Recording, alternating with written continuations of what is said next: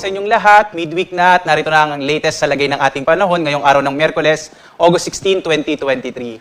Sa ating latest satellite images, makikita ho natin na southwest monsoon o hanging habagat pa rin na nakakaapekto, partikular na sa katimugang bahagi ng Luzon, kasama itong Visayas at Mindanao. Makikita nyo itong mga kaulapan na ito na maaari magdala ng maulap na kalangitan na mas malaki yung tsansa ng mga pag-ulan na may kasamang pagkinat pagkulog, partikular na dito nga sa may bahagi ng Southern Luzon, Visayas and Mindanao. Samantala, makikita nyo walang masyadong halos kaulapan dito sa may bahagi ng Luzon. Inaasahan pa natin ngayong araw. Pagdating ho ng tanghali, medyo mainit pa rin yung panahon na mararanasan, pero posible yung mga isolated o pulupulong pag-ulan na may kasamang pagkinat pagkulog o mga isolated rain showers and thunderstorms sa hapon hanggang sa gabi. Pwede rin itong mabuo bandang madaling araw o early morning. Pero po in general, kapag umaga hanggang tanghali, mainit yung panahon. Sa ngayon, wala pa rin tayong minomonitor na low pressure area o bagyo. Posible nga ho, base sa pinakahuling datos natin, hanggang sa pagkatapos ng linggong ito ay wala tayong inaasahang mabubuong bagyo na papasok sa loob ng Philippine Area of Responsibility. Tingnan natin yung mga lagay ng panahon sa iba't ibang lugar ng ating bansa. Sa Luzon, makikita natin itong bahagi ng Palawan,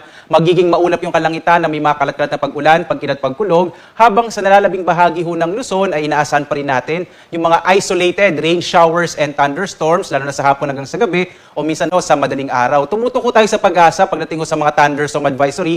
Ina-update natin yan halos minsan ho every 2 hours para masabi natin anong mga lugar mayroong mga nabubuong mga isolated thunderstorms. Yung agwat ng temperatura natin sa Lawag nasa 25 to 32, sa Baguio hanggang 24 degrees Celsius. Medyo mainit sa Tuguegarao hanggang 35 degrees Celsius, sa Kamaynilaan hanggang 32 degrees Celsius, habang sa Tagaytay 22 to 30, sa Legazpi 25 to 32 degrees Celsius, Kalayaan Island 26 to 33, habang sa Puerto Princesa 25 to 32 degrees Celsius.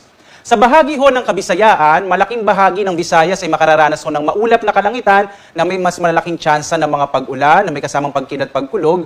Agwat ang temperatura sa Iloilo, 25 to 32, sa Cebu, 25 to 31, sa Tacloban, 26 to 30 degrees Celsius. Itong Zamboanga Peninsula, Barm, kasama rin ho itong Northern Mindanao at Caraga, inaasahan ho natin na malaki din yung tsansa ng mga pag-ulan. Dulot ho ito ng southwest monsoon o hanging habagat ang nakakaapekto sa bahagi ng Visayas at Mindanao. Sa nalalabing bahagi ho ng Mindanao, itong Davao Region at Soxargen, inaasahan din natin na medyo mga isolated o pulupulong pag-ulan, pagkinat pagkulog naman ang maaring maranasan. Yung agwat ng temperatura sa Zamboanga, 25 to 32 degrees Celsius, sa Cagayan de Oro 25 to 31, habang sa Davao 25 to 32 degrees Celsius.